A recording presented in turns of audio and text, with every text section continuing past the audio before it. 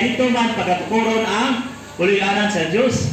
So sa ingon nga kasundaluhan, gikinahanglan usab ang kinabuhi sa babayi. So sa latod nga pagkasulti, kung tukuron man ang pulianan sa Diyos, kung tukuron po ang kasundaluhan aron sa pagkikaway, gikinahanglan ang kinabuhi sa babayi. Na naman, tungod kay kinabuhi sa babayi, kinabuhi man nga nagsalig sa Diyos. O dayon, ang kinabuhi sa lalaki, kinabuhi nga wala salig sa Diyos. Pero baka tanawon maigsoon, dili man siguro kinabuhi sa babae ang problema. No, ang kinabuhi man sa lalaki, ka naman. Kaya kinabuhi sa lalaki, kinabuhi man wala magsalig sa Diyos. No? So kita ang mo nga mga babae ayaw magka-discourage, no? Ikinon dito ang sister o babae may hinungdan sa tanang problema.